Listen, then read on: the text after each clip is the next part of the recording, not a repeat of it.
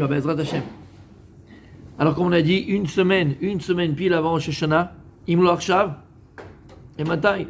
Si c'est pas maintenant qu'on va Bezrat Hashem se préparer à ce jour extraordinaire d'un côté, et tellement puissant, tellement fort d'un autre côté. Rosh Hashanah, c'est Yom Hadin. Rosh Hashanah, ils ont fait sur le Kippour, ils ont fait le grand pardon. Ouais, on n'a pas fait un film sur Rosh Hashanah. Aval Rosh Hashanah, c'est Yom Hadin. On appelle en français le jour du jugement. Écrit Kol Bnei Maron, ouvrir les fanav, pardon. Écrit Kol Be'olam, ouvrir les fanav que Bnei Maron. Toutes les créatures, toute l'humanité passe devant Akadosh Baruch Hu Kebnei Marom comme des anges, et on est là à être tous jugés, chacun.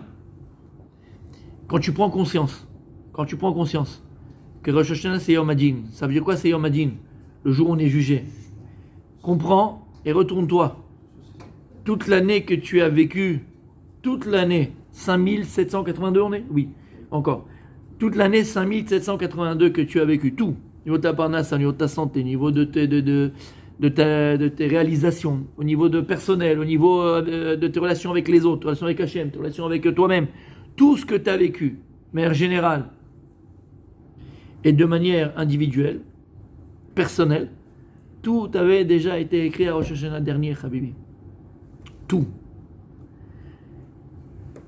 D'un côté, et c'est tellement vrai, Rosh Hashanah peut nous sembler Yom Hadin, c'est le jour du jugement, comme on a donné l'exemple, c'est comme si tu avais été appelé devant le procureur, jour du jugement, tu es jugé sur telle ou telle chose. En général, tu te prépares, en général, tu es angoissé, même si ton dossier il est top, même si tu penses que tu es préparé à 100%, tu as toujours peur. Tu veux pas savoir l'issue du procès. Et donc d'un côté, Rosh Hashanah Behemet, ça peut faire peur. Ça peut faire peur. Quand tu prends conscience que toute ton année 5783, tout est écrit, tout est décidé.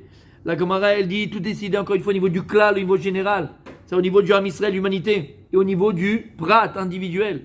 La Gemara, elle dit, Akadosh Baruch Hu, il va décider combien de pluie va tomber dans le monde. Combien de pluie va tomber dans le monde. Et en particulier, parce qu'à l'époque, c'était des métiers d'agriculteurs. Mais combien de pluie va tomber sur ton terrain à toi? Combien de parnassa le monde il va avoir? Combien toi de parnassa tu vas avoir? La Gemara elle pose la question, elle dit alors si c'est ça, alors tout est déjà prédestiné, tu peux rien changer. On est tous des robots alors.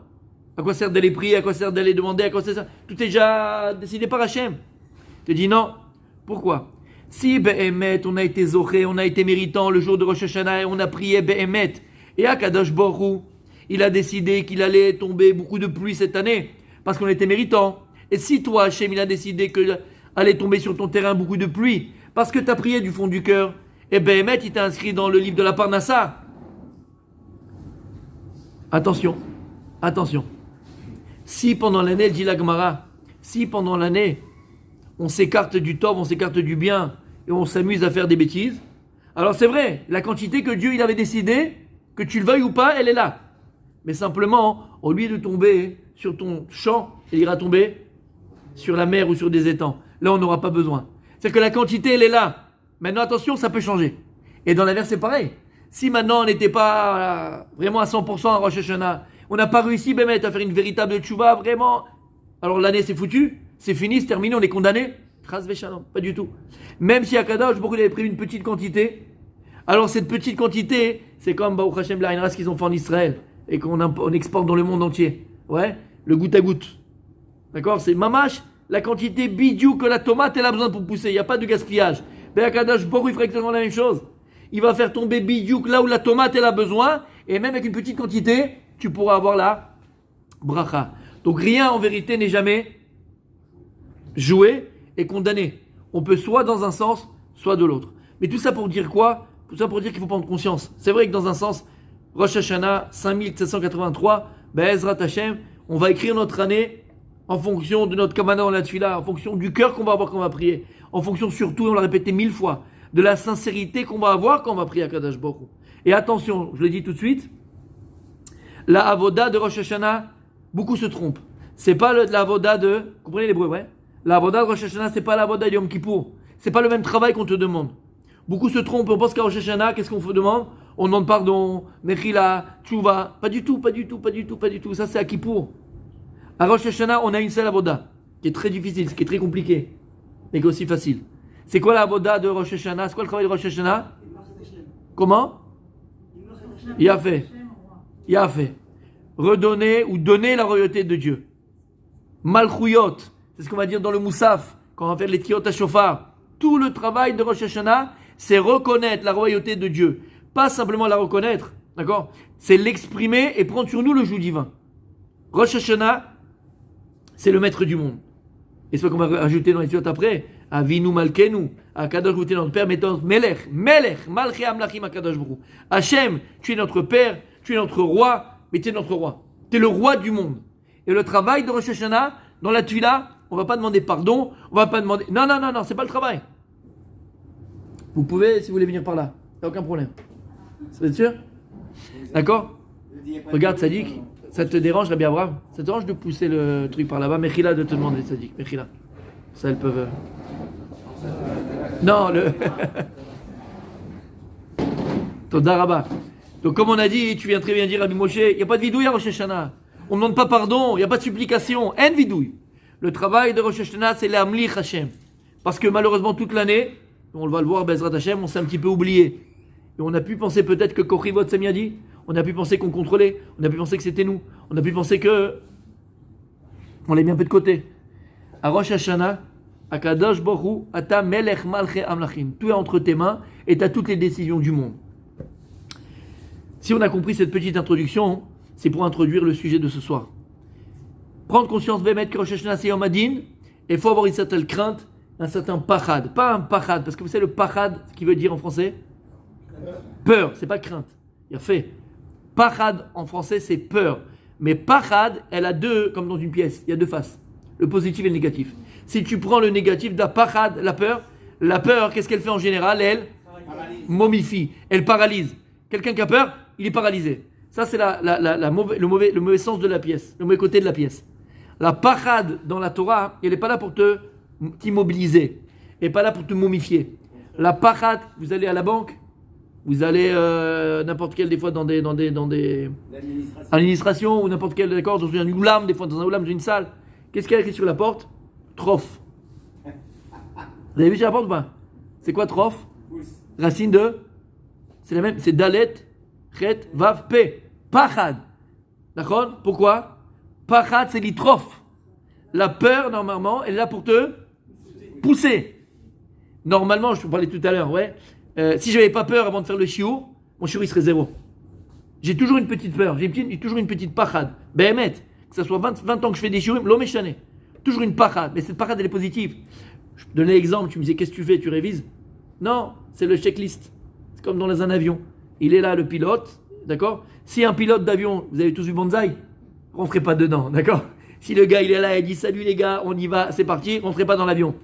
Normalement, un pilote de ligne, même s'il a 5000 heures à son compteur, 10 000 heures à son compteur, il doit avoir une pachad. Mais c'est pas une pachad qui le paralyse, bien au contraire. C'est une pachad qui te responsabilise. Et c'est ça que la Torah elle veut.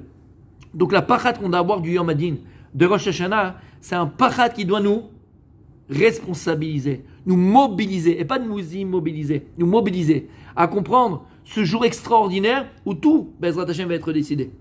Il a fait. Mais attention, le cours de ce soir, c'est pas ça du tout. Même si on a avoir ça dans la tête, ça fait, on l'a eu, on l'a dit, c'est magnifique. Voir quelque chose de beaucoup plus, si Dieu veut, magnifique, magnifique, magnifique. Et malgré la pachad qu'on doit avoir, on va voir qu'on va être obligé, et c'est pas simplement Yom Hadin, c'est pas simplement Rosh Hashanah, c'est en vérité le vecteur directeur de toute notre avodat Hashem. Toute notre avodat Hashem. À partir du moment où vous avez été bat mitzvah, ou bar mitzvah, jusqu'à 120 ans, Bezrat Hashem. Pour cela, on va s'appuyer au départ sur la paracha de la semaine. La paracha de la semaine qu'on a lue, pas celle qui arrive, qu'on a lue, paracha de Kitavo.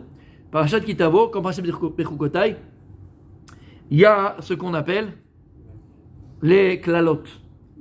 La 6e montée, c'était les klalot. Alors à la synagogue, dès que c'est la 6e montée, tout le monde sort, tout le monde se cache, personne ne veut être appelé. et on amène en bouc émissaire en général le rabbin, d'accord, ou le rave, et puis lui de toute façon, vas-y toi, et on te suit plus tard, d'accord. Bon, déjà c'est une stupidité comme il n'y en a jamais eu, c'est une fausse, comment on appelle ça, fausse idée, superstition. C'est une fausse superstition, puisque regardez, un des exemples, je vous donne une petite parenthèse, mais Baruch Hashem le matin, on étudie Masechet Brachot, et là on est à la fin de la Masechet de la Gemara, et la Gemara à la fin de la Masechet, elle parle des rêves. Des rêves. Et calme-toi. Mais c'est pareil, mais ne parle pas ni de canard ni rien du tout, hein, c'est pas le moment. Et là-bas, la Gemara, elle nous donne toutes sortes de rêves que certains chachamim ont eu, de personnes vont avoir tout ça, et on te dit ce que ça veut dire, d'accord? Et nous, a priori, quand on rêve de choses complètement qui nous paraissent négatives, où tu t'es levé, tu avais des frissons, tu étais, d'accord, tu avais rêvé que les dents tombent, les gens ils ont peur, d'accord? C'est vrai ou c'est pas vrai? Le type il se lève, le machin, j'ai rêvé que les dents sont tombées, ah là là, Hachem mort, c'est fini, c'est machin, il a creusé sa tombe. Calme-toi. La Gemara dit c'est quoi quand quelqu'un rêve que ses dents tombent? Ça veut dire qu'il a deux ennemis qui sont... Il y avait, c'est-à-dire que tu avais des personnes qui te voulaient du mal, et Akadosh Baruch Hu donc voulaient du mal, et Akadosh Baruch Hu il les a déracinés, il les a enlevés. C'est extraordinaire. Ou l'autre il va rêver d'un serpent. Ouais, Mchette, le serpent, c'est le machin, c'est le venin, c'est le truc, ouais, qu'est-ce qui va m'arriver? Qu'est-ce qu'il y a Gemara?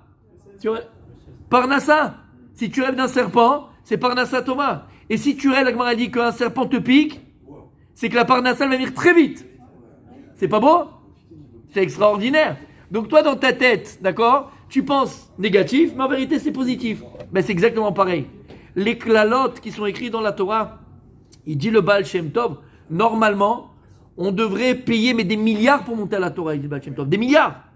Lama. Parce que lorsque maintenant une personne est appelée à la Torah, il faut d'abord comprendre deux choses. Premièrement, ce que tu vas lire dans la Torah, le passage qu'on va lire dans la Torah quand on t'appelle, il a un rapport exactement, c'est un message d'Hachem. Et si tu sais lire à l'intérieur, alors tu devrais comprendre ce qu'Hachem il attend de toi et ce qu'il est en train de te demander. C'est un message d'Hachem. Ça c'est premièrement. Mais deuxièmement, quand tu montes dans des montées un petit peu bizarres, voilà, avec la tout ça, il dit le Baal Shem Tov, simplement le fait de les lire parce que tu es monté, c'est-à-dire que toutes les klalotes, tout ce qui pouvait arriver de mal, il est parti là-bas dans les paroles. Et il peut rien t'arriver de mal, mais c'est extraordinaire. Et toi, tu as peur. Donc, c'est une superstition qu'il faut enlever et on ferme la parenthèse. En tout cas, c'est les klalotes, donc c'est les malédictions. Et je ne sais pas si vous avez regardé, mesdames, messieurs, vous avez regardé un petit peu la traduction des klalotes. Vous avez regardé un petit peu de quoi on parle là-bas? D'accord? Chez l'Oneda. Si vous étiez friand de films d'horreur, Freddy 4 et machin, c'est de la rigolade à côté de ce qu'il y a écrit ici. Behemet. C'est chez l'Oneda. Et malheureusement, disent les Chachamim dans la Gemara que les klalotes qu'il y a écrit dans la Torah, que ce soit Bechukotai ou bien en Parashat Kitavo, elles se sont réalisées Bechorban Habayit. Elles se sont réalisées pendant les destructions du Beth Amikdash, où on te dit que les femmes n'auront pas, donc il n'y aura pas à manger dans la ville, et les femmes prendront la chair de leur enfant et les feront cuire et mangeront la chair de leur enfant. Les Midrashim, la Gemara dit, ça s'est passé exactement comme ça, Bechorban Habayit, pendant la destruction du temple. Donc c'est une horreur, une horreur. Regardez ce qu'il y a écrit. Juste, maman, je vous lis quelques. Vaya im lo tishma bekol Hashem elokecha. Si jamais tu vas pas écouter les paroles d'Hachem, tu ne suis pas la Torah, l'ishmor, la asot et kol mitzvot avechukotav. Tu vas pas garder à accomplir toutes les mitzvot et les chukot de la Torah. Asher anoch mitzvecha ayom uvahu alecha kol haklaot aleve sigucha. Elles viendront sur toi toutes ces malédictions, elles t'atteindront. Arur atabair. Maudit tu seras dans la ville. Arur atabasade. Et maudit tu seras dans le champ. Même si tu iras te cacher dans les cavernes, là-bas on ira te chercher. Même si tu iras te cacher chez un goy, on ira te chercher entre les murs. Pendant la Shoah, ils marchaient ma mezicham, les nazis. Arur tanecha mishartecha. Arur pli binetecha ou pli admatecha. Sera maudit les fruits de ta terre et les fruits de tes entrailles. Arur ata bevoracha varur ata betzetecha. Sera maudit quand tu viendras et sera maudit quand tu partiras. Bon, ça arrête. Il la restera déjà, d'accord? Et donc on a compris, d'accord? C'est Hachem Ishmor. Ça c'est le début, hein, c'est rigolo, c'est encore mignon. Après, je ne vais pas me dire ce qu'il y a écrit là-bas, d'accord? Tu demanderas le jour que le jour s'arrête et la nuit que le nuit. Ça sera une horreur, ça sera une Sarah après une Sarah. Un malheur après un malheur. Chez l'Oneda, tout est parti là-bas. Il a fait magnifique. Mais il y a quelque chose d'exceptionnel, mes amis. Lisez là-bas, il faut le lire. Maman, il faut le lire faut le lire, pour avoir conscience, voilà, faut avoir conscience. Mais attention, à la fin, la Torah, Pasuk Mem Zaïm, À la fin des klalotes, regarde comment ça se termine.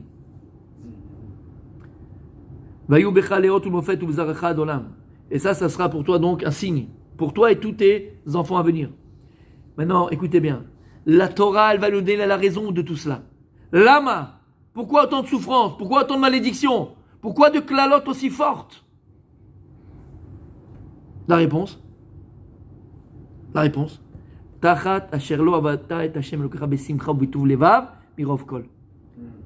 Tout ça viendra parce que tu n'as pas servi Hashem, ton Dieu, besimcha, avec joie. Ubituv levav, et avec un cœur sincère. Mirov kol, parce que il y avait de l'abondance, tellement t'avais que tu as oublié Hashem. Et là, Behemet, je comprends votre question. Elle est légitime. Attends, Habibi, tu me dis qu'on va manger la chair de nos enfants? Tu me dis qu'on va me faire cuire les enfants dans les trucs parce qu'il n'y aura pas à manger? Et tu me... Des klalotes aussi terribles. La raison, elle est quoi? Parce que tu n'as pas servi Hashem Besimcha avec joie. C'est disproportionné. On ne parle pas maintenant de quelqu'un qui ne fait pas la Torah. On ne parle pas de quelqu'un qui ne met pas les tefilines. On ne parle pas de quelqu'un qui ne va pas à la synagogue prier. On ne parle pas de quelqu'un qui ne fait pas Tarat Mishpacha. On ne parle pas de tout ça. On ne parle pas de ça, on ne parle pas de cela. On parle de quelqu'un qui fait la Torah. Aval, on parle du Ham Israël. On va faire la Torah. Aval, il manquera la joie quand on va accomplir la Torah, les mitzvot et la tefila, les mitzvot. Et là, la question, elle est légitime, comme j'ai dit. Je pense que c'est disproportionné, Habibi. Parce qu'on n'a pas mis la simcha dans la voda Hashem, alors tu vas amener tous ces klalot Hashem. Lama, pourquoi? Et c'est le cours de ce soir, hein, la simcha.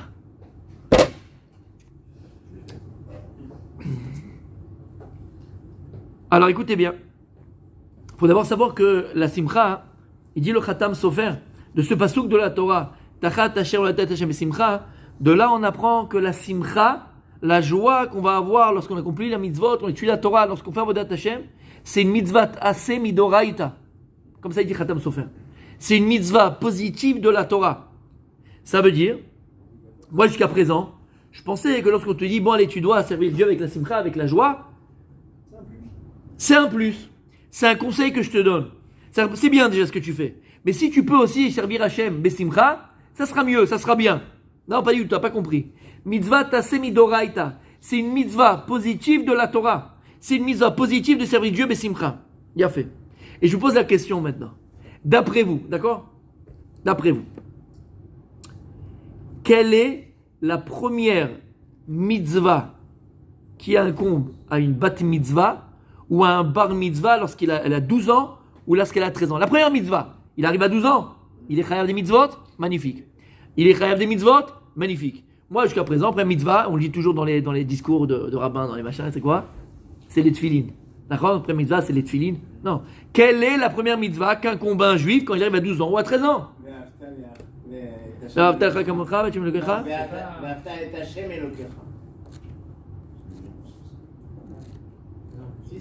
Qu'est-ce que vous dites, mesdames? Quelle est la première mitzvah qui incombe à un juif? Comment? Kriyat Torah. Kriyat Torah, vous êtes d'accord? Hashem Elokecha. D'accord. Non. Écoutez bien. Il dit le Khatam Sofer. Ve'amarti shezeu mitzvah rishona shemekayem anar. Et je viens et je te dis, la première mitzvah qu'un enfant juif ou une jeune fille juive à 12 ans ou à 13 ans porte sur les premières mitzvahs, c'est la mitzvah de Simcha. Bah oui, parce que tout ce que tu fais, Tfila sans Simcha, pas bon. Baket Amazon sans Simcha, pas bon. Tfilin sans Simcha, pas bon. Ve'avtalech kamwa sans Simcha, pas bon. Tout ce que tu dois faire, faut qu'il y ait la Simcha. Donc en vérité, la première mitzvah qui incombe sur toi, c'est quoi? C'est la mitzvah de la Simcha. Et il dit comme ça. Ve'amarti shezu mitzvah rishona shemekemana. La première mitzvah qu'incombe un juif, c'est quoi? C'est les kayem et ta Torah besimcha, c'est la simcha. Miyad beknisat shnat yud alev et tzadik kochamim ou sas vesameach. Shezoche lekabel ol mitzvot Hashem. En vérité, à partir du moment où tu as 12 ans ou tu as 13 ans, tu prends sur toi le hol Hashem, le hol des mitzvot. Tu prends sur toi le joug de Dieu et le joug des mitzvot. Maintenant, Si tu prends le joug de Dieu sur toi, ou le joug de mitzvot, mais tu ne prends pas B, simcha, c'est 0 double 0. Tachat mais simcha, puisque c'est pas un plus, c'est une mitzvah tassée. La première mitzvah tassée de la Torah pour un homme, pour une femme, c'est la mitzvah de l'ismoach, de se réjouir d'être Eved Hashem, de servir Hashem. Tu le savais? Comme ça il dit le Khatam Sofer. Donc c'est pas une petite chose la simcha, c'est la première mitzvah. Faut inculquer ça à nos enfants. Quand ta fille va faire la bat mitzvah, quand ton fils va faire la bar mitzvah, Bezrat Hashem, tu dois le prendre, tu dois lui parler. Tu dis, mon fils, tu vas devoir mettre tes tefilines. Mais moi je me rappelle, on s'est tous rappelé, je sais pas, quand on a mis les tefilines quand on était jeunes, bon, à part le folklore que c'était, les photographes, les machins, les violonistes, Tmenika de balles, d'accord? Bon, pour nous c'était quoi? C'était galère, quoi. Ça y est, j'étais tranquille. Qui ici ne se rappelle pas de son dernier, qui ici ne se rappelle pas de son dernier Tisha B'Av à 12 ans où il n'a pas jeûné? C'était le plus beau Tisha B'Av de ta vie. Hein? Tu avais tout le monde en train de jeûner, et toi tu étais là en train de manger des pains au chocolat, tes Kinder, tes machins, tes trucs. Et tu avais déjà à 12 ans la rasra de l'année qui arrive. Hein les filles? C'est vrai ou c'est pas vrai? Tu avais la rasra. Lama, parce que la Torah a priori c'est une rasra. Parce qu'on l'a transmis comme ça, parce qu'on l'a vécu comme ça. On n'est pas filmé, bon, personne n'écoute, c'est bien. Il n'y a que nous. Mais quand j'étais plus jeune, je ne sais pas vous, dites-moi, je ne sais pas si je me trompe, mais moi j'étais plus jeune. On arrivait à Rosh Hashanah et Kippour, c'était les pires moments de ma vie. Non, Béhémet, c'est vrai. Quoi? Non, pas le reste du jour, parce que je ne sais pas ce qui se passe. Toi, t'avais quoi? T'avais 10 ans, 12 ans, 14 ans, 13 ans même. C'est pas ça, Habibi. Mechila. Mais c'était comme ça. La rasra de la tfila. Mon Dieu, on finissait à 3h ou 2h30 à Paris, à Sarcelles. C'était d'une comment on dit? Monotone, je préfère ce mot-là. C'était du monotone. Ouais, mais monotone. C'était tellement rien. Il y avait Mechila, je veux pas jeter de pierre, rien du tout. Mechila, si je me lâche. Mais tu vois ce que je veux te dire? Les enchères, ça t'a duré 4 heures. T'étais là, tu transpirais, t'en pouvais plus, tu comprenais rien. Tu faisais un petit bruit, il y avait le petit vieux à côté qui disait machin. C'était une horreur. C'était une horreur. Et c'était très écolier, quoi. On prenait le ciseau, même personne ne comprenait ce qu'il disait de toute façon. Mais tout le monde faisait beaucoup de cavanotes. Ahad les mal, tu te rappelles? Ahad, les autres tu répétais comme un brel. Ahad. Bon, c'est pas pour dire que grâce à Dieu qu'on a été là-bas, grâce à Dieu qu'on a fait ça, c'est pas pour jeter de la pierre à personne. Simplement pour dire que à nous, on a vécu cela, à nous d'inculquer à nos enfants de plus jeune âge. Mon fils, ma fille, c'est quoi la première mitzvah que tu vas accomplir? Alors notre enfant il va te dire, maman, moi ça va être la tzniout, je sais pas, l'autre va dire ça va être Anitia Tchadei, il va dire c'est les tefilines, alors là, parce qu'il va te répondre. Mais dis-lui à ton fils, pas du tout mon fils. Regarde, les tefilines, Bezrat Hashem, tu vas les mettre toute ta vie. Et si on a tous passé par un moment difficile, entre 13 et 14 ans, où tu les mettais juste avant la shkia, ou d'accord, tu les mettais tous les jours. Mais des fois, tu n'allais pas trop à la tefila. Mon fils, tu vas passer par ça, c'est grave, mais tu vas passer par ça. Mais fais attention à toi. Si une fois, je te vois mettre les tefilines, ou une fois je te vois Shabbat, ou une fois je te fais une mitzvah, sans avoir le sourire, là tu prends une baffe. Tu vois ce que je veux dire? Entre guillemets. C'est là que, non, là je serais pas content. La simcha, mon fils. On va voir comment la simcha, d'où vient la simcha, tout ça, mais c'est la première mitzvah. La première chose qu'on doit inculquer à nos enfants, c'est la simcha. Et d'ailleurs, si on arrive à inculquer ça à nos enfants, Be'ezrat Hashem, la Torah elle est complètement différente. La Vodat Hashem elle est complètement différente. Parce que qu'on le veuille ou non, nos enfants, même nous d'ailleurs, on arrivera à des moments, il y a la crise d'adolescence. Il y a la crise d'adolescence à 14 ans, 15 ans, d'accord, on espère, jusqu'à 18 ans. Des fois un peu plus, ça dépend. Aujourd'hui on est longtemps gamin. Puis après, ça commence des fois à 35 ans, 40 ans, 45 ans, 50 ans. Il n'y a pas d'âge pour la gaminerie. 18 et 39, 45. Ben voilà, j'apprécie. Il y a fait meurtre, kol hakavod. C'est à peu près ça, mais aujourd'hui, c'est un petit peu plus. Malheureusement. Mais c'est à peu près ça, d'accord? Malgré tous les moments difficiles ou les crises qu'on pourra connaître dans notre vie, si Béhémet, on a inculqué que la Torah, c'est d'abord la simcha. On va voir quelle simcha. Attention, je parle encore, ça nous paraît très abstrait. Il faut que ce soit quelque chose de concret. Parce que la simcha, c'est quelque chose de concret. Et on va le voir. Mais juste avoir l'idée en tête. Que la Torah, elle est besimcha. Et c'est la première mitzvah qu'on a inculquée à nos enfants, c'est la mitzvah assez de la Torah. Il a fait meot. Pour aiguiser nos oreilles, pour comprendre combien elle est importante, la simcha nous dévoile dans le Sefer HaCharedim, il dit comme ça, c'était un des élèves, donc le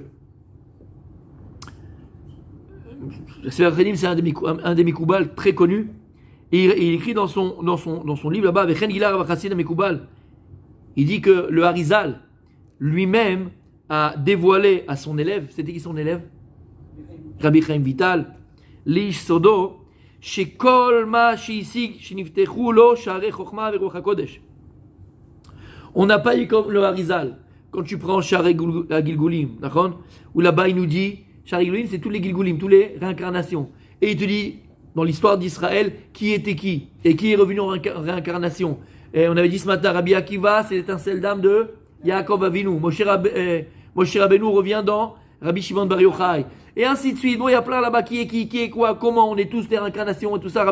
Le Harizal, à son époque, quelqu'un venait le voir, il pouvait lui dire, toi, t'étais ceci et t'étais cela, voilà ce que tu dois réparer dans ta nouvelle vie. C'est fou, d'accord? Extraordinaire. Ruach HaKodesh, c'est le Harizal qui nous a tant dévoilé du Zohar et de la Kabbalah. Tant dévoilé, d'accord? C'est le Harizal. Il est niftar très tôt. Il est niftar à 38 ans. Et il a eu le temps de... Combien? 37 ans. D'accord?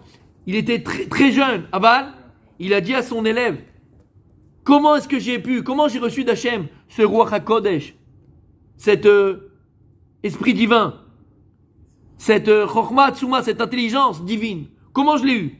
Et il dit, Bisrar Shaya Samear Basiat Kol Mitzvah, Simcha Gdoa Le'en Tachlit. Il te dévoile le Harizal. Tout ce que j'ai reçu comme Torah, que j'ai pu dévoiler, Ruach HaKodesh, c'est uniquement parce que tout ce que j'ai été Oved Hashem, j'ai toujours fait Besimcha. Donc en vérité, écoutez bien, la Simcha, c'est pas un plus. La Simcha, elle est là pour non seulement, d'abord, on va le voir pourquoi elle est importante, mais tout ce que tu vas avoir de ta Torah, toute la Chokhmah de ta Torah, toute la Avodat Hashem, jusqu'à Ruach HaKodesh. La Gemara nous dit, En Ashrina Shora. La Shrina, la présence divine, ne repose uniquement sur quelqu'un qui est Besimcha. Et elle dit, Lo mitor atzvut. La présence divine ne peut pas reposer sur quelqu'un qui est triste, mélancolique. Velo mitor atzlut. Pas quelqu'un qui est dans la paresse, fainéantise, nonchalance. Velo mitor srok. Pas quand il y a de la moquerie. C'est bien, mais à petite dose. Quand c'est trop de moquerie, on perd tous les sens spirituels de ce qu'on entend dire. Velo mitor kaloutroche, pas par légèreté d'esprit. Kaloutroche, c'est légèreté d'esprit. Velo mitor sicha, il y a des gens qui font que discuter, parler. Ils vont au bistrot, ils discutent, ils vont à la synagogue, ils discutent pendant la tefila, ils discutent, ils font que discuter. Velo mitor dvarim betelim, et pas en s'adonnant à des choses futiles. Et là, mitor d'avar simcha shel mitzvah, uniquement lorsqu'on a la simcha dans l'accomplissement des mitzvot. Sheneemar, ve'atak rouli menagen kenagen amenagen, v'ati alav yad Hashem. Lorsque Shaoul Amelech, le roi Shaoul, et à l'époque, tous les prophètes voulaient prophétiser, qu'est-ce qu'ils faisaient? Il y a écrit comme ça dans le texte, dans le Nach, qu'est-ce qu'ils faisaient? Ils se déshabillaient entièrement, d'accord? Complètement. Ils enlevaient leur habit et ils jouaient de la musique. Et à travers la musique qui va ramener la joie, la simcha dans le cœur, alors à ce moment-là, a tombé sur eux la prophétie. Lorsque Yitzhak Avinu va vouloir bénir, a priori c'est Esav, mais en fait Yaakov, il va lui demander juste avant de lui préparer Mat'amim, va lui préparer le plat préféré qu'il avait Yitzhak. On parle d'Yitzhak. Yitzhak Avinu, tu as besoin de manger quelque chose de très important avant de bénir ton fils. Lama, on a dit, parce que Be'emet, pour avoir Ruach HaKodesh, pour que la bracha soit chal, pour que la bracha elle ait sur quoi reposer, pour qu'on ait une puissance de faire une bracha, il faut que la personne soit simcha. Pourquoi? Parce que la simcha c'est elle qui ouvre le cœur. Lorsque le cœur il est ouvert, le cœur il donne, le cœur il s'attache et donc il permet de bénir. La bracha ne peut être chal uniquement s'il y a la simcha. Et donc, on a compris à l'inverse. Quelqu'un qui a la tristesse, quelqu'un qui a la mélancolie, quelqu'un qui ne se sent pas bien, quelqu'un qui est triste, quelqu'un qui n'a pas la simcha, cette personne-là, pas seulement cette personne-là, elle est mesken, dommage, mais plus que ça, on va le voir, Elle a sur elle l'emprise des forces du mal. La Sitra Achara. Mais juste continue là, on va reparler sur ça.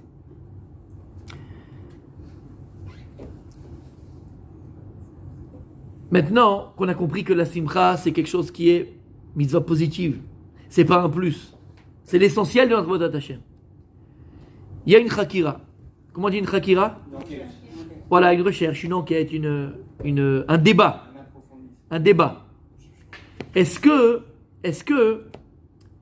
la simcha, c'est quelque chose qui doit rester pnimi? C'est-à-dire que la simcha, la joie que je dois avoir. Alors, avant de dire ça, il faut que je rajoute quelque chose, mechila. Cette joie-là, parce que sinon on ne comprend pas, et on a dit qu'on va développer. C'est quoi cette simcha? C'est quoi cette simcha? C'est quoi cette joie? Lama nisayot sameach. Pourquoi? En quoi je veux être sameach? C'est quelque chose d'abstrait, d'accord? Parce que si je suis il faut être sameach, on peut arriver à des extrémismes, extrémités, extrêmes, à des extrêmes tout simplement. Merci. On peut arriver à des extrêmes et après je vais te voir sur un feu en train de sauter et danser la lambada avec ton copain. D'accord? Où est la simcha? C'est quoi la simcha? C'est s'arrêter sur la route et danser? C'est quoi? Pourquoi je vais être sameach? D'où est le premier la simcha? C'est quoi la simcha? Faut comprendre déjà en premier. On a expliqué plus d'une fois, on se connaît maintenant Baruch Hashem depuis quelques années, et on a expliqué qu'est-ce que l'on est. Qu'est-ce que l'on est véritablement? On n'est pas un corps. On n'est pas une âme. Si on était une âme, on serait des anges. Si on était un corps, on serait des vaches et des veaux.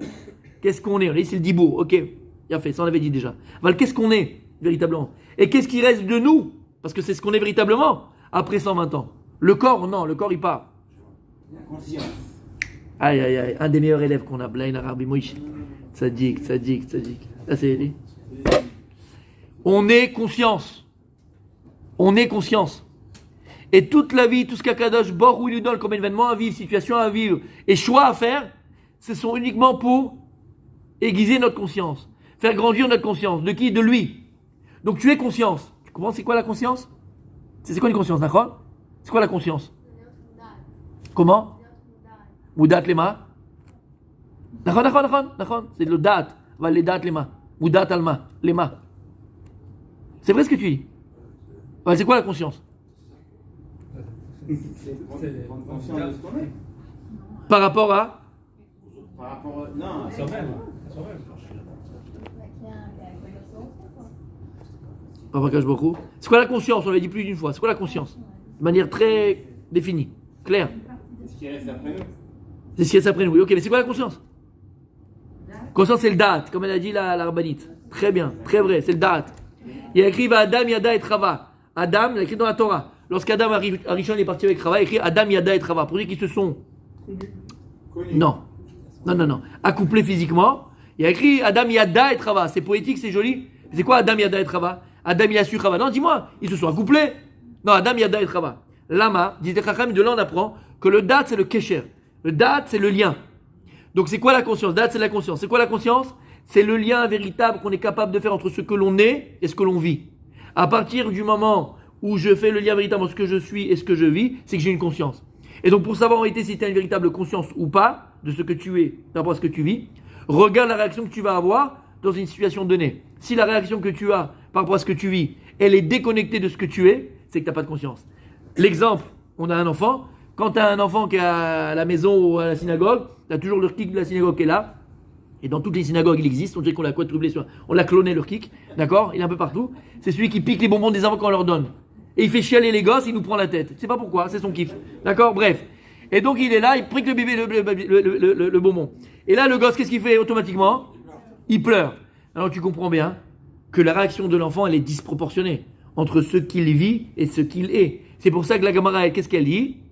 Katan, oui, exactement, entre autres, Katan, en lo date, Katan en no connaît. Un Katan, il n'a pas de date, il n'a pas de conscience. Un Katan ne peut pas acheter ou faire acheter. Pourquoi? Il n'a pas de conscience. Ce qui fait qu'une chose existe, c'est ta conscience. Il ne peut pas faire exister les choses puisqu'il n'a pas de conscience. Mais attention, je sais ce que tu vas me dire. Alors, Rabbi David, on peut être tous des grands enfants. Tu as acheté ta nouvelle voiture, tu vas la chercher chez le concessionnaire. Bezrat Hashem. D'accord? Magnifique.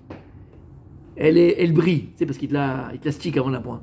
Elle brille, elle brille. Tout est maintenant encore le nylon dessus. Tu t'es garé, toi, quelque part. Tu reprends la voiture, comme j'ai dit plus d'une fois, et on t'a fait une petite srita comme ça. On l'a fait monter sur le trottoir. Ouais, oui, on l'a fait monter, ça m'arrive exactement. On te l'a fait monter sur le trottoir et les meshkin, 40 000 shekels de réparation. Voilà, c'est arrivé, exactement. Ça nous est arrivé ici, après une semaine. D'accord? Bref, voiture, elle est pchette. Pchette. Pchette. Tu te rappelles? Pchette. Maintenant, attention. Est-ce que tu as conscience ou pas? La conscience, c'est quoi? C'est la réaction que tu vas avoir dans la situation donnée. D'accord? En réalité, comment tu sais qu'il y a une conscience? C'est la réaction que tu vas avoir. Il a fait. Si maintenant, toi, parce qu'on t'a fait une réunion, on t'a éclaté la voiture, on sur le trottoir, tu commences à devenir fou, tu commences à insulter, tu rentres chez toi le soir, tu as envie de tous les tuer, ta femme, tes enfants, ta belle-mère, ça c'est normal. Et demain, je sais pas qui, d'accord? Tu es vraiment énervé, t'es machin, hein? Habibi, tu sais à qui tu ressembles? À ce gosse à la synagogue à qui on a pris le bonbon. Ça énerve, oui, ça énerve. Ça, comment on appelle ça? Ça contrarie, oui, ça contrarie. Ça fout les boules, oui. Mais maintenant, quel rapport avec ta femme, tes enfants, le boulot, le machin, t'as envie de tuer la terre entière? Quel rapport? Tu vois ce que je veux dire par là? Donc la conscience, t'as compris, Rabanite? La conscience, en vérité, c'est le lien que tu vas véritablement construire entre toi et ce que tu vis. Entre ce que tu es à l'intérieur et ce que tu vis à l'extérieur. Et comment savoir, encore une fois, si on a une conscience? C'est uniquement là, la réaction qu'on va avoir à une situation donnée. Tu comprends? Là, tu t'es préparé pour aller à un mariage. Ouais, de ta meilleure copine. Et t'as fait les French. French, on dit French? T'as fait non, parce que ça arrive dans toutes les maisons du monde, chez moi aussi c'est pareil. D'accord? Elle a préparé, elle est restée 5 heures dans la salle de bain. Tu lui dis, mais qu'est-ce que tu fais? Comment c'est possible 5 heures? Qu'est-ce que vous... Hein, 5 heures, c'est pas mal. C'est pas... Comment? C'est pas assez. Comment tu fais? Et puis là, juste avant de partir, il y a ta soeur pour rigoler avec toi, elle t'arrache le sac. D'accord? Parce que ça arrivait, tu vois. Et ta French, il y a un des... Paf! Ton ongle, il s'est coupé. Comment tu réagis? Et là, les insultes, les machins. Ma vie, elle est foutue. Pourquoi tu fais ça, mon Dieu? T'as compris? C'est que ta conscience, elle est petite. Moi, chacun avec sa conscience. On a compris l'histoire. D'accord? Donc, si tu as compris qu'on est conscience, qu'il nous définit, c'est notre conscience, alors on comprend une chose. La simcha, c'est aussi une histoire de conscience. Et quelle conscience? Pourquoi est-ce que Behemet, une personne dans sa voie Hashem, aura peut-être plus de joie que son voisin? Pourquoi un, il va avoir plus de simcha quand il est Oved Hashem que l'autre? Mais tout ça, c'est un problème aussi de conscience. De conscience. Si maintenant, quand tu fais la tfila, et tu dis Baruch Elokenu, Sheberanu lichvodo, Vivdilanu minatoim, Velatanu Torah temet, Vechaylam nata betochenu, et tu comprends ce que tu dis. Béni soit Hashem, Baruch Elokenu, Sheberanu lichvodo, qui m'a créé pour son honneur. Quand je vous vois, quand je me vois, quand on se voit, qu'est-ce que je dois voir? Qu'est-ce que je dois voir? Chez Beranir Vodon, je dois voir le Gvod Hashem.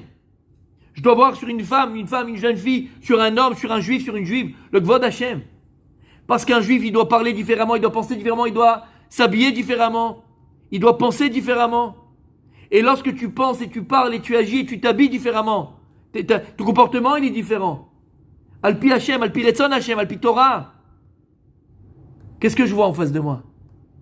Qu'est-ce que je vois en face de moi? Je vois l'honneur de Dieu.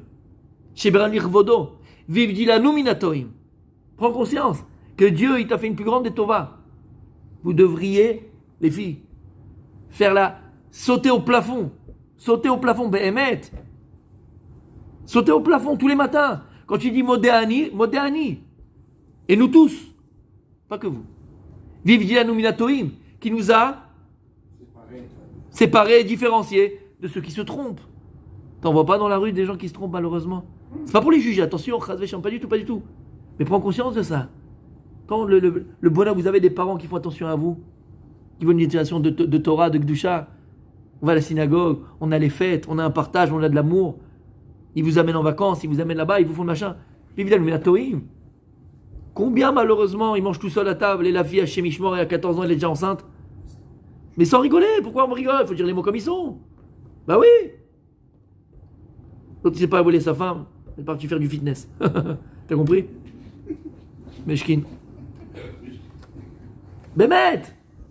Vive de l'Uminatoïm! Faut avoir conscience de ça. Vive de l'Uminatoïm. Benatal Nano, Torah Temet. Il nous a donné une Torah de vérité. Il n'y a pas de tmanik dans la Torah. Benatal Torah Temet. Vechaye olam nata betochenu. Il nous a planté en nous, chaye olam, une vie éternelle. Il disait le... C'est qui disait ça? Non. Le Rav Levinstein, c'était c'était pas loin, c'est un Tunisien de chez nous. C'était le Mashgiach des Shivat Mir. Vous savez, quand ils étaient à Shanghai, toute l'histoire des Shivat Mir. Il disait normalement un juif, ou une juive, un juif avec un grand J, d'accord? Il doit normalement ressentir son olam haba bar olam hazeh. Qui? Je ne sais pas, peut-être mon tzadik. Il a fait mort, mais ressentir. Tu dois ressentir ton olam haba bar olam hazeh. Tu vas me dire, mais comment je peux ressentir mon olam haba bar olam hazeh? Mais tzadik, ça déquête, émet entre nous. J'espère pour vous, j'espère pour moi, mais j'espère pour nous. Shabbat. Tu ressens pas un peu de olam haba, tu ne ressens pas cette plénitude. Il n'y a pas le portable, mais c'est magnifique, il n'y a pas le portable. C'est dur, il n'y a pas de portable, c'est dur, hein. Mais bien au contraire, c'est une désintoxication, Habibi, tu parles, tu discutes. Je sais que pour vous, ça paraît quelque chose. De quoi il parle? Qu'est-ce qu'il nous dit? Mais on faisait, avec nos parents, on jouait au Trial Poursuite. Tu te rappelles Trial Poursuite? On jouait à Playback, on appelait Playback? Trial Poursuite, Playback, le risque, la bonne paye. On parlait, on discutait, on échangeait, on kiffait, on rigolait. Il n'y avait pas autre chose. Shabbat Vainafash. On est à la table et on est là et on mange. Et Blainara, ce qu'on mange, nos femmes nous préparent. C'est des reines. Regarde ce qu'elles nous préparent, Blainara, Behemet. Et pour nous faire plaisir. Et les desserts. Et les rigolades. Et les darkas. Et le repos. Mais c'est quoi ces Shabbats? Moi j'ai l'impression, Behemet, honnêtement, pour moi tous les Shabbats, et en plus avec la synagogue, c'est un Shabbat plein. C'est un Shabbat plein. Behemet. Mais quel kiff. Quel kiff Shabbat. Quel kiff Shabbat. Quel gdusha. Quel... Tu te régénères, c'est d'accord ou pas? Avoir cette conscience, la conscience que Dieu nous a choisi. Par contre, tu serais né à Nilod, à Ahmad, en Inde, là-bas, tu comptes parmi des milliards. Il y avait une, j'ai vu là, on m'a envoyé on m'a envoyé une petite vidéo. C'était une émission qui s'est pas en Israël, qui était en France. Je ne peux pas vous dire le titre, je ne sais même pas c'était dans quelle chaîne c'est passé en France, la 2, la 1, l'autre, Ama. Je ne sais même pas si c'est récent ou plus ancien. Bon, on m'a envoyé cette petite vidéo-là. Et c'est une katava, comment on dit katava? Un reportage. C'est un reportage, c'est une katava sur Tzahal. Mais c'est pas juif, hein, c'est mamash. Et quel kiddush Hashem, Behemet. Et elle expliquait là-bas, parce que l'autre il disait, ouais, mais il ramenait des histoires où, vous savez, on va toujours rechercher nos soldats. S'ils ont été capturés, en captivité, ou même pour les corps, quoi. On se bat. Et là-bas, le journaliste, hein, c'est dans aucun pays du monde, quoi, qu'on se bat autant pour même des ossements, ou pour des morceaux de chair, ou avec le Hamas Marshim Azicham. On veut récupérer, on laisse jamais un soldat sur le front, on est capable de. D'accord? Et ça, c'est quoi ça? Mais ça, c'est juif. Ça existe nulle part. Même ceux qui sont loin de la Torah, même le Yodim, c'est dans leur veine, c'est dans leur gène, c'est dans leur ADN. Mais ça, d'où ça vient? Ve'udilanu minatorim. C'est la chance que tu as d'être juif. Tu sais, c'est quoi cette chance-là? D'avoir été choisi pour Akadosh Baruch, d'être le phare des nations. Pas au-dessus des nations. Être le phare des nations. Amener les nations à servir Akadosh Baruch, à reconnaître la royauté de Dieu. C'est ça, être le phare des nations. Cette conscience-là qui doit t'amener à Simcha. Tous les jours, tu te lèves. Shelo Hasani Goy. Pas Shelo Hasani Goy parce qu'un Goy, c'est rien et c'est moins que rien. Chaz Veshalom. Chez le Hassanigol, c'est comme si maintenant le type, il s'appelle Bill Gates, il se lève, ou comment il s'appelle? Pas Bill Gates, l'autre. Je le préfère. Elon. Ouais, Elon, il est mieux, Elon. D'accord? Il se lève, et il dit, merci mon Dieu de m'avoir fait homme d'affaires comme ça, d'avoir réussi. C'est pas qu'il dit, merci de m'avoir fait, il se lève le matin, il dit, merci de ne pas avoir fait, comment on appelle, PTT là. PTT. Fonctionnaire.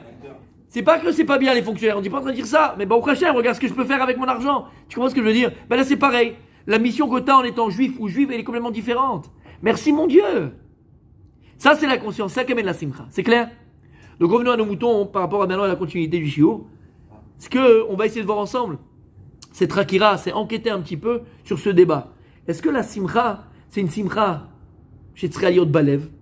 C'est une simcha qui doit être dans le cœur, c'est-à-dire pnimite, intérieur, et tu n'as pas forcément besoin de le montrer à l'extérieur, ou bien non? La simcha ba'avodat Hashem, elle est non seulement pnimite à l'intérieur, mamash dans l'autorité de l'homme, la personne, Mais aussi, tu dois l'exprimer à l'extérieur. אתה צריך לעשות דברים, תנועות אפילו. שמראים על זה, כשאתה שמח, que tu es heureux, que tu es content, שאתה עובד השם. Alors, on pourrait peut-être le dire de manière différente dans le jargon. Est-ce que la simcha, elle doit être l'itaï? L'itaï, c'est un peu le monde des yeshivot. D'accord? Le monde des yeshivot, l'itaï, c'est lituanien. Ou bien plus, ce que nous apprend la chassidoute. La chassidoute, c'est très extérieur. C'est très tralala. On va boire un petit peu.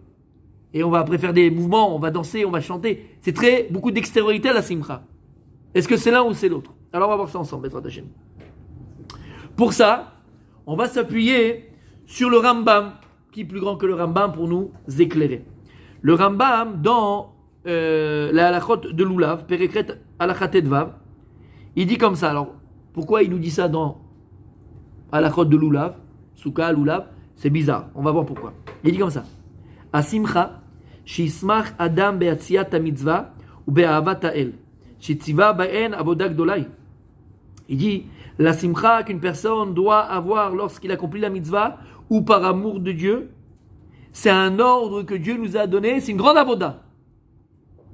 Vechol hamoneh atzmo misimcha zo, et tout celui qui s'empêche de servir Dieu besimcha, raoui leipara mimeno, il devra rendre des comptes. Le Rambam, il devra rendre des comptes. Donc la simcha, c'est pas une petite chose.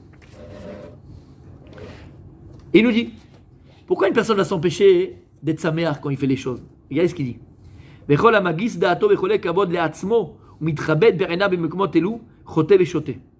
Une personne qui est orgueilleuse et qui, elle, ne se soucie que de son propre kavod à elle, son propre honneur à lui. Non seulement c'est un fauteur, mais en plus c'est un idiot. Shlomo Melech, il a dit, Hal tehader lifnei melech. Mais bien au contraire, si une personne, elle sait baisser la tête, si une personne, entre guillemets, elle sait se rabaisser, pas dans le sens péjoratif du terme, on va le voir. Ou mais quel goufo, son corps, il parle du corps. Mais quel goufo. Hu agadol. S'il le fait l'irvod Hashem, Hu agadol, c'est lui qui est quelqu'un de grand. Ou mechubad aoved me'ava. Et lui, il est honorable, qui sert Dieu be ahava avec amour. Et il dit, d'où on apprend ça? D'où on apprend ça? Que pour servir à Kadosh Baruch Hu besimcha, on doit être capable, la shpil afilu et atzmenu, afilu se rabaisser devant Dieu. Il apprend ça de David Amelech.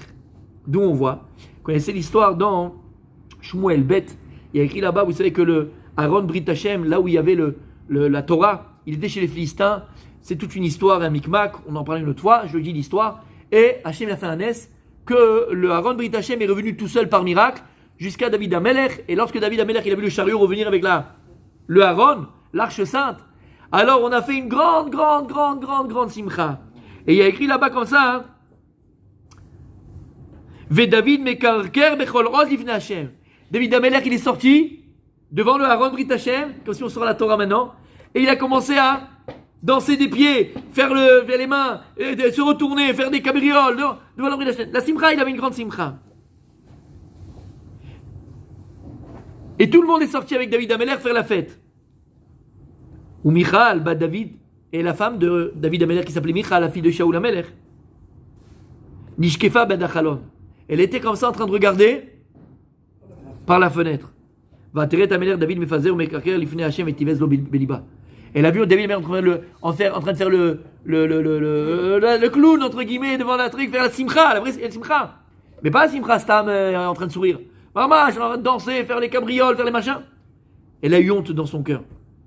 Et lorsque David Amelech il est revenu, elle lui a dit, mais t'as pas honte? Toi, Melech Israël, tu t'es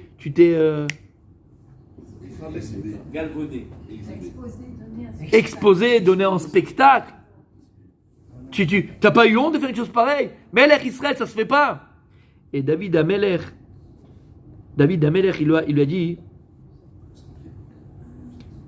Vayomer David el Michal, Lifnei Hashem asher bachar bi me'avicha. Bon, il a été cash, hein. Il lui a dit, j'ai dansé devant Hashem qui m'a choisi mieux que ton père. T'as vu? Parce que c'est Shaoul, et Shaoul avait père de la royauté, donc c'est plus que son père. Ou Mikol Beto, et de tous tes frères et sœurs et tout ce que tu veux. Moi, il m'a choisi. Tu veux pas que je danse devant Hashem et faire la simcha qu'il a redonné le Aaron Brit Hashem? Et là-bas, il y a écrit comme ça dans le texte Vele Michal bat Shaoul, lo haya la yeled ad yom mota. Et Michal n'a jamais eu d'enfant toute sa vie. Et disait Chachamim, alors attention, petite parenthèse que je ferme tout de suite, il faut comprendre que tout ce qu'il y a dans ces textes-là, d'accord, on parle de Gdolé Israël, de géants. Et Dieu, avec les géants, il ne se comporte pas comme avec nous, que nous ne savons pas. Eux, ils sont géants, donc Dieu se comporte différemment. Mida kelgen Mida. Puisque elle a eu honte de la joie qu'il a eu David Amelech, son mari, pour Akadosh Baruch, pour le Aaron Brit Hashem. Alors elle, Dieu lui a enlevé la joie qu'une femme peut avoir toute sa vie. C'est quoi, malheureusement? De ne pas avoir d'enfants. D'avoir des enfants, c'est la joie la plus grande pour une femme. Et donc, elle n'a pas eu d'enfants. C'était Mida kelgen Mida. D'accord? Ça, c'est son histoire à elle. En tout cas, de qui on parle? On parle de Michal. Chachamim nous disent dans Masechet Tiruvin. Vous savez qui c'était Michal? Il n'y a pas eu comme Michal pratiquement dans l'histoire du Ham Israël. Michal bat Shaoul, elle mettait les tefilines. Vous le saviez? Elle mettait les tefilines. Parce que dans l'absolu, hein, c'est pas interdit à une femme de mettre les tefilines. Dans l'absolu. Mais la halakha, aujourd'hui qu'on ne met pas les tefilines pour une femme. Mais elle met comme les filles de Rashi. Et Michal, elle mettait les tefilines. Et Chachamim, ils lui ont dit non, tu mets pas. Ils l'ont laissé mettre parce qu'elle était à un niveau tellement élevé qu'elle mettait les tefilines. On parle ici d'une femme qui mettait les tefilines, qui faisait des Torah mitzvot. Comment c'est possible? Qu'est-ce qu'on a dit? Tachat Asher lo abaret Hashem besimcha. Elle n'est pas la simcha dans sa vodat Hashem, malheureusement. T'entends ce qu'il y a écrit ici? À son niveau à elle, bien sûr. Il a fait. Maintenant, écoutez bien. On a posé la question. Alors, est-ce que quand on a la simcha, il faut que ce soit uniquement mis dans le cœur, intérieur, pas besoin de le montrer à l'extérieur? Ou bien non? Il faut que je montre aussi, dévoile à l'extérieur cette simcha. Il dit le Rambam, et on voit de cette histoire-là, le Rambam nous amène l'histoire de David Amelech. David Amelech, qu'est-ce qu'il faisait lui? Dans la mitzvah, besimcha, et il le montrait à l'extérieur. Il dansait, il a fait, comme tu as dit un peu, entre guillemets, le clown. Il était là en train de danser et de faire des cabrioles. Et donc la simcha, elle n'est pas seulement primite, elle est aussi extérieure. Et de là, le Rambam nous dit, dans la de Lulav, pourquoi dans Souka et Lulav? La Gemara, elle dit dans Maset Souka, Mi shelo ra'a simchat bet ha-shoeva. On arrive à Soukot, et à Soukot, tous les 7 jours de la fête, il y avait simchat bet ha-shoeva. Et d'ailleurs, c'est organisé dans toute la ville, ici à Ranana, tous les soirs et quelque part, une simcha exceptionnelle. C'était comme au Bet Amikdash. Et qu'est-ce qu'il faisait là-bas? Il y a écrit que Rabban Gamliel, il prenait des avukot shel esh, des torches de feu, et il avait 8 torches, et il jonglait comme personne jamais ne jonglait. Et il jonglait avec ses torches. Rabban Shimon ben Gamliel et les Chachamim, chacun à l'autre avec des torches, l'autre avec quelque chose, chacun faisait quelque chose avec son corps. C'est pour ça que le Rambam, quand il nous parle de l'importance et l'obligation d'avoir la simcha dans la vodat Hashem, davka dans les halachot de Lulav, de Souka, parce que là-bas on apprend la véritable simcha dans la mitzvah. C'est pas simplement une simcha limite intérieure, il faut montrer cette simcha. Attention, il y a des moments où tu dois montrer cette simcha aussi, particulièrement simcha Torah. Il n'y a pas de honte à avoir. D'ailleurs, c'est le seul moment où on a le droit de sortir les Sefer Torah, même dans la rue. Tu n'as pas le droit de sortir un Sefer Torah de la synagogue. Ça saute. Il faut vraiment, dans des cas précis, À Simchat Torah, tu peux sortir dans la rue avec les Sifrei Torah. C'est une moment de joie. Shabbat, pour nous les Sfaradim, on n'a pas le droit de taper dans les mains. On n'a pas le droit de danser Shabbat. D'accord? Pour les Sfaradim. Si tu tapes les mains, tu fais un chinouille. Avant la Simchat Torah, on peut danser. On peut taper des mains. Donc, tu vois que ici, la Simra, elle est pnimite, elle est intérieure, elle est aussi extérieure. Lorsque maintenant, tu finis une Gemara, tu as compris une leçon, ou tu es même chez toi en train d'étudier un Rav Dessler, ça arrive, il existe en français, achetez-le, d'accord? Ou d'accord, n'importe quel limite que tu fais, et tu as compris quelque chose de ta vie. Tu as compris quelque chose, mais tu te lèves et tu danses. Et les enfants, ils doivent le voir, ça. Regarde la simcha que la Torah, elle me propage, elle me procure. Regarde ce que la Torah, elle est capable de faire à un homme. Donnons envie à nos enfants de trouver d'Hachem. Si tu rentres à la maison et tu te plains, les slichot, c'est à 7h, je suis mort, je suis cassé, j'en peux plus, je suis un truc, et machin, si tu rentres après un shiur Torah et tu fais la tronche, on a fini trop tard, ou il faisait chaud, ou il faisait froid, ou je suis fatigué, ou j'ai pas eu le temps, l'odéama. Mais les enfants, c'est ce qu'ils voient, Habibi. Quand ils voient de revenir de PSG, Maccabi Haïfa, même dans le lit, tu es en train de danser, de chanter. Tu viens pour lui, qu'est-ce qui est important? PSG, Maccabi Haïfa, pour lui, c'est super important. C'est ça la simcha, c'est ça la vraie vie. C'est à nous d'éduquer nos enfants dans la vraie simcha. La Torah, elle change mon existence. Et tu vas voir, ma fille, tu vas voir mon fils. La Torah, elle change une vie, elle change nos vies. La simcha, c'est quelque chose que tu vas exprimer même à la maison. Alors c'est vrai, des fois tu vas vivre une journée compliquée. T'as vu 500 000 gorges avec des ganglions hachémiques, t'as envie de vomir. D'accord? T'en peux plus. T'as vu des pieds de toutes les couleurs. D'accord? T'en peux plus. Tu lèves les pieds, ok? Eh ben tu rentres à la maison. Même si t'as eu malheureusement dans ton travail une circonstance qui ne t'a pas plu, d'accord? Et t'as eu un type qui t'a pas donné l'Astrora et t'aurais dû... Là, Dama, c'est pas passé comme tu voulais. Tu rentres à la maison, Khabibi, tu mets la musique et tu kiffes et tu fais... Mets la musique à la maison. Faut que la maison, elle s'imprègne de Simcha d'Avodat Hashem. Vous comprenez ce que je suis en train de dire? Faut imprégner les murs de la maison de Simcha. Pas simplement, qui est très important, Vadaï, qui part du cœur, mais aussi extérieur. C'est pour ça, nous dit le Rav Dessler, je ne peux pas sans Rav Dessler, un cours, c'est pas possible. Nous dit le Rav Dessler, il y a tout un chapitre du Rav Dessler dans le Chelek Dalet. Là-bas, il y a ce qu'il appelle, il fait tout un chapitre sur la Chassidoute. D'accord? Et c'est extraordinaire. Il dit le Rav Dessler, aujourd'hui il faut les deux. Aujourd'hui il faut les deux. Il faut la plimiout à lèvres et il faut aussi l'extériorité. Il dit Lama, parce qu'on est un dor Chitzoni. On est une génération Chitzoni, Arabani, comment on dit Chitzoni? Qui s'extériorise. Superficielle. Extraverti. Superficielle. Ouais. On est une génération du superficiel. On est une génération du voyeurisme, du paraître. Comment on me voit à l'extérieur. D'accord? Et c'est pour ça qu'aujourd'hui, encore une fois, c'est les ongles comme ça. Les filles, elles vont 3 fois dans la semaine se faire les ongles. Vous savez, Bémet, même il n'y a pas d'âge. Hein. 50 ans, 40 ans, 45 ans, 78 ans, ce que vous voulez. Vous voulez faire un business, vous ouvrez un salon de... Mais elles explosent.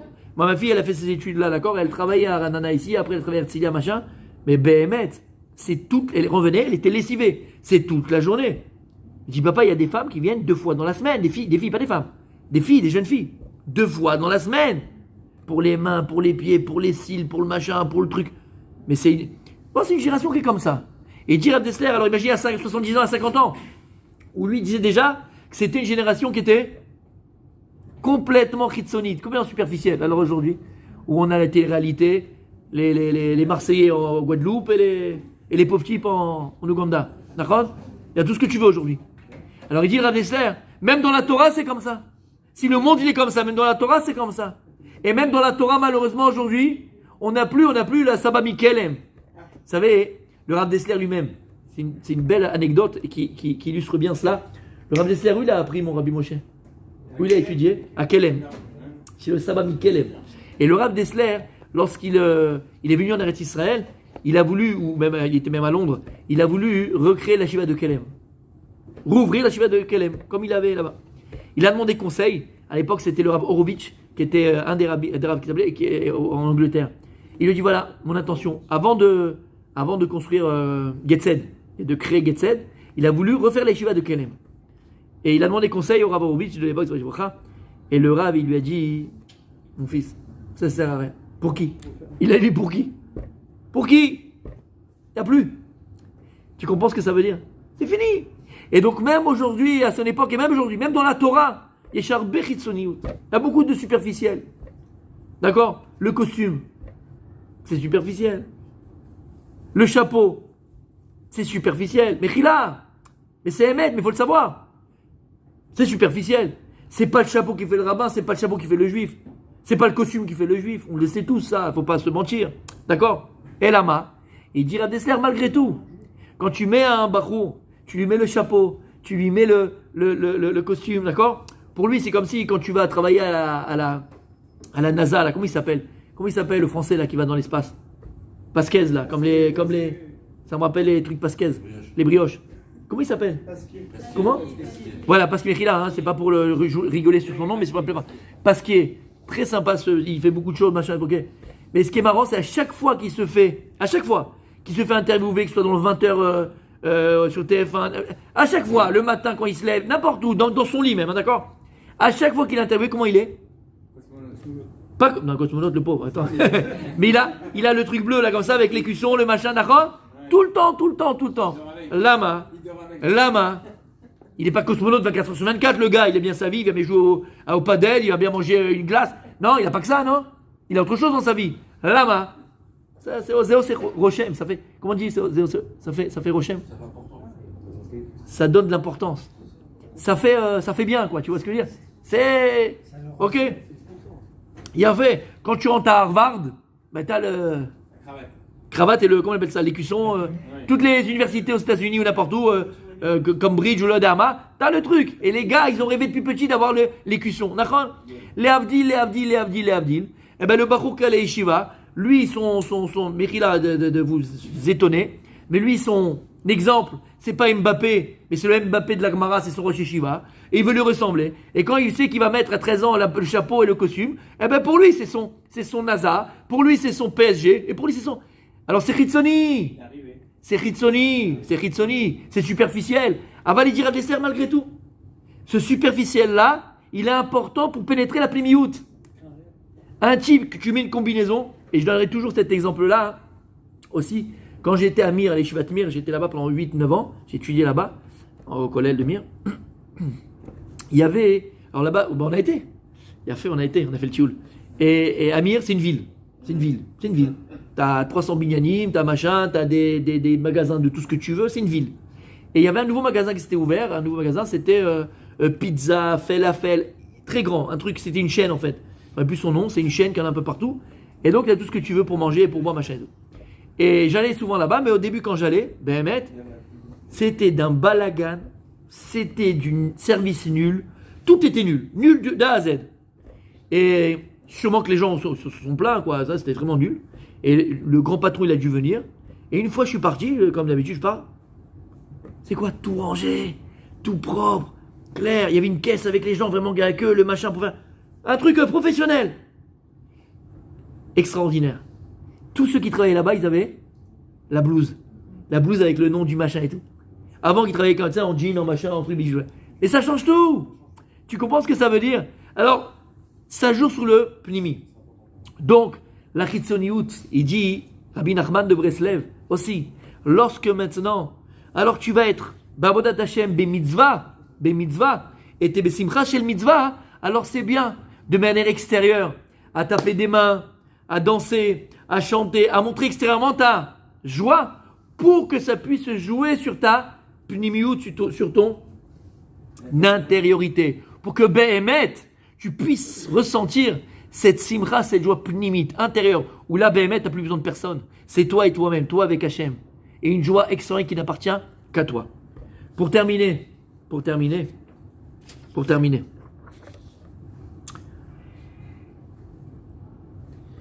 Vous vous rappelez des cours qu'on a fait Shabbat, dans lesquels on est Shabbat? Vous vous rappelez un petit peu? Ouais. On a expliqué que le Ikar, la Bodat, Yom Kippourim, c'est quoi? On dit Achat le Ma'alav et Sheva le Ma'ata.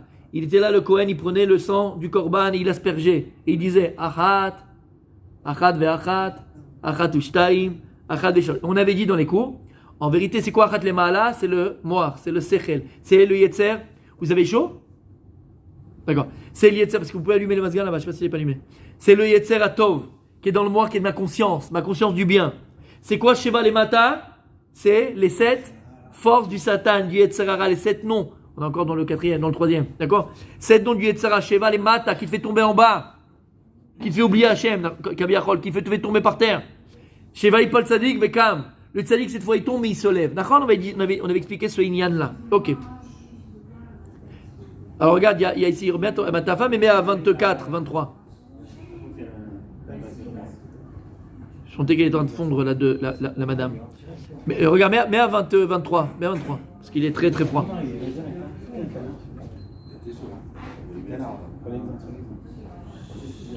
Alors écoutez bien. Et on termine avec ça pour ce soir, Bezrat Hashem. Écoutez bien. Et on va revenir sur le début du cours. Rosh Hashanah, n'oubliez pas. On est à Rosh Hashanah. Écoutez bien. Maintenant on a compris. Ma conscience du bien, de Dieu, de machin, c'est la... Ok, on a tout compris. Ok. Aval. Mais, malgré tout. Alors ce que vous allez entendre aujourd'hui, normalement on a fait les cours pendant Shabbat. Donc déjà, on a déjà, vous avez déjà un bagage. Mais je pense que vous l'avez jamais entendu de votre vie. Malgré tout. Qu'est-ce qui est le catalyseur véritable en nous de la Simcha Bawadat Hashem? Qu'est-ce qui va faire que Behemet, tu l'as dit, attends, Behemet, je vais ressentir une profonde Simcha lorsque je vais faire une mitzvah, accomplir une mitzvah. Qu'est-ce qui procure cette simcha? Be'emet, d'où il vient, d'où elle provient? C'est quoi mon moteur? C'est quoi qui me donne, cette simcha? T'as dit quoi? Il a dit l'envie. La Emouna, vous dites quoi, mesdames? D'où elle provient? Arabanite. D'où elle vient cette simcha? Ouais, je l'ai dit. Il a fait l'envie. Il a dit l'envie, etc. Nous, dans notre petite tête de juif, on pense quoi? Que la simcha véritable, quand on fait Avodat Hashem, elle vient du Yetzirah Tov. Vous vous rappelez? Pas du tout! Oublie! Le Yetzirah Tov, on l'a dit la semaine dernière, il veut une seule chose. Elle vient de la Neshama. Elle est cool au Tov. Et lui, qu'est-ce qu'il veut? Regardez ce qui est écrit dans le Zohar. C'est Pélé. Il est où le Zohar? Est-ce qu'il est là? Oui, il est là. Kol ha-neshama ta'alelia. Toutes les Neshama, elle veut te louer Dieu. Ha-neshama sheba adam bechol sha'a ye'ola ve'yoredet v'imekeshet latzet mimeno. La Neshama, elle est là. Et la Neshama, c'est comme une flamme. C'est comme un feu. Nishmat adam nerachem. Et la mère, quand elle met une flamme, la femme, elle va toujours vers le haut. Parce que le feu, c'est spirituel et matériel. Le spirituel va trouver à sa source. La source est là en haut. La Neshama, c'est comme du Esh, comme dit Rabbi Nachman. Ha-Esh sheli, tukad, ala mizbeach, ad biat ha-Mashiach. Esh sheli, Esh, le Esh de la Neshama. Et il dit le Zohar HaKadosh, le Yidkut Shimoni, pardon. La Neshama sheba adam. Au moment, qu'est-ce qu'elle fait? Elle monte et elle descend. Elle monte et elle descend. Pourquoi elle monte et elle descend? Elle descend parce que c'est le travail de la faire pénétrer dans le corps. Aval, elle monte tout le temps, elle remonte tout le temps. Lama, ve'imeva keshet de la tête mimeno. La Neshama, elle veut une chose, retourner à sa source, retrouver Dieu, ne pas rester dans un corps de matière. Ve'er yomedet begoufo. Alors comment ça se fait que la Neshama, elle reste dans ton corps? Pourquoi elle ne te quitte pas? Comment la Neshama, elle reste dans ton corps? T'as derrière? Regarde ce qu'il dit là. Et là, Kadosh Brou, gvodo maleolam. Et là, lui-même, Akadosh Brou, gvodo beatzmo. Ve'iba la tête, elle veut sortir pour retourner là-haut. Veroa et yotzra vechozer et la chorea. Et là, il y a Dieu qui se met là, elle voit Dieu, hop, elle a peur, entre guillemets, et elle revient. Dieu dit, c'est pas le moment, reste là-bas. Elle a peur de Dieu, elle revient. L'écart qu'on a Shama, Kolzman Shiola Veoredet, Ta'alelia. Tant qu'elle est dans le corps, tu peux alors louer Dieu, prier Dieu. À la plaim Shiosei Imanu, pour les prodiges que Dieu y fait avec nous. La Shama, elle voit ça, parce que la Shama, elle veut retourner à sa source. Comment ça se fait qu'elle reste dans ton corps? Parce qu'Akadosh, où il est là, il lui dit, ma fille, tu retournes. Tu sors pas du corps, tu restes dans le corps. Et elle retourne. Mais alors, qu'est-ce qu'elle a, la Neshama? La Neshama, il met fachedet. Elle a peur, elle a la crainte. Donc, par crainte, elle revient dans le corps. Donc, la crainte, c'est pas là, c'est pas l'amour. L'amour, c'est par la simcha. Donc, elle, la Neshama, elle fait pas par simcha. Elle fait pas obligation. Vous avez entendu? La Neshama, elle fait par obligation. Quel est le moteur véritable de la simcha? Qu'est-ce qui me permet d'avoir la simcha? La Gemara, elle dit dans ma sechet Sanhedrin. Le Anshek Knesset Agdola, ils ont vu que Am Israël faisait trop d'Avodah Zara. Il y avait trop de Yetzara de l'Avodah Zara. C'était impossible à tenir. C'était pas possible. Tout le monde faisait d'Avodah Zara, même les géants. Alors ils ont dit à Hachem, ils ont prié à Hachem, aie pitié de nous. Donne-nous le Yetzara de l'Avodah Zara qu'on annule. Et Akadosh Baruch Hu, il a accepté. Et ils ont annulé le Yetzara de la Avodah Zara. C'est pour ça qu'aujourd'hui, personne n'a envie d'aller prendre un Bouddha ou un tam-tam et dire ça c'est Dieu ou c'est mon Dieu. Lama, parce qu'on n'a plus cette Avodah Zara, on n'a plus cette Yetzara. Il a été annulé par les Chachamim. Ça tu le comprends. Quand ils ont vu qu'il y avait être Shari Ratzon, qu'Hachem il a écouté leur prière, ils ont fait prendre Avodah Zara pour se permettre les harayot, pour se permettre les relations sexuelles interdites. Alors ils disent, on va demander à Kadosh Baruch Hu le Yetzara des harayot, des relations sexuelles. Ils ont fait la tuila et Hachem leur a donné Yetzara des harayot. La Gemara dit qu'on a cherché dans toute la ville à ce moment-là un œuf. Ils ont demandé comment on dit un œuf en araméen. Il dit là-bas, c'est birata. Birata, c'est un œuf en araméen. Ils ont demandé un œuf dans la ville pour un malade et ils n'ont pas trouvé. Lama, même les animaux n'allaient plus ensemble. Donc même les poules n'avaient plus d'œufs, puisqu'ils n'avaient pas ensemble les mâles et les femelles, et les hommes et les femmes n'avaient plus d'enfants, ils n'avaient plus ensemble. Ils ont dit, bon, on peut pas laisser le monde il était pour procréer, pour qu'il y ait ces choses-là. Donc, ils ont fait ce qu'ils ont fait, on s'arrête là. T'entends ce qu'il y a écrit ici? Ce qu'on a dit la semaine dernière. Qu'est-ce qui fait qu'un homme ou une femme veut aller ensemble, d'accord, veut s'accoupler, veut aller ensemble? C'est l'Yetzirara, c'est pas l'Yetzirator. Et attention, lorsque toi, en tant que mari, tu vas avec ta femme, qu'est-ce que tu fais? Qu'est-ce que tu fais? Une mitzvah de Oraïta. C'est une mitzvah de la Torah. de réjouir sa femme. Et qui c'est qui te pousse à aller avec ta femme, ta future femme? Attention à toi. Hein? C'est pour ça que j'ai dit, ta future femme, Bezrat Hashem. Qu'est-ce qui te poussera à aller avec ta future femme, Bezrat Hashem, avec ta Kala? C'est pas l'Yetzerator, c'est le... c'est pas l'Yetzerara, c'est pas l'Yetzerator, c'est l'Yetzerara. C'est l'Yetzerara. Et donc de là, tu vois que toute la Avodat Hashem, c'est pas le Yetzerator, c'est le Yetzerara. Qu'est-ce qui va t'amener à manger? C'est l'envie de manger. Et l'envie. Et là, je dis ça, on a deux petites jeunes, d'accord? Toi, t'es un garçon, donc écoute, mais c'est... Toi aussi, écoute, mais vous allez vous marier, d'accord? Et vous allez rencontrer, si Dieu veut, votre futur, ok? Et je disais ça toujours à mes filles du séminaire ou dans les séminaires aux jeunes filles. Faites très attention. Quand tu vas rencontrer ton futur, discuter, machin, c'est machin, tac, tac, tout se passe bien. Si jamais il prononce cette phrase magique et il te dit « J'ai envie de t'épouser, j'ai envie de me marier avec toi », tu te sauves. Parce qu'en général, moi, quand j'ai envie d'un steak. J'ai envie d'une glace. Par contre, s'il te dit « Je veux t'épouser », ça c'est la volonté intérieure. L'envie, c'est les pulsions, c'est les passions. Diras-tu sur les mots? Non.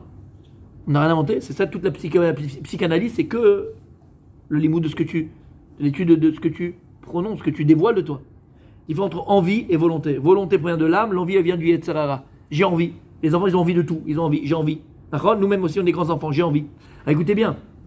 Tu comprends de là que tout ton moteur, tout ce que tu fais de tous les jours, aller travailler, aller manger, aller avec ta femme, aller avec ton mari, aller, c'est pas l'Yetzeratov, il veut retourner là-haut l'Yetzeratov, il retourne là-haut l'Ishama. Tout ton moteur, c'est ton Yetzerara. Uniquement ton Yetzerara. Alors maintenant écoutez bien, si on a compris que Behemet, le moteur de l'homme, c'est quoi le Yetzerara? D'accord?